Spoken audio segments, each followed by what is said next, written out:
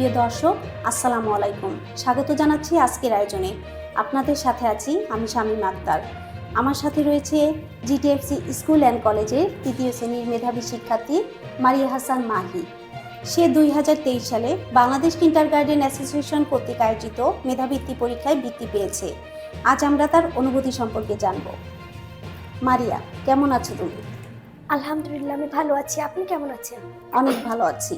মারিয়া, তুমি যে বৃত্তি পেয়েছো তাতে তোমার অনুভূতিটা কেমন ছিল? আমি বৃত্তি পেয়েছি, তাই আমার অনুভূতি অনেক ভালো।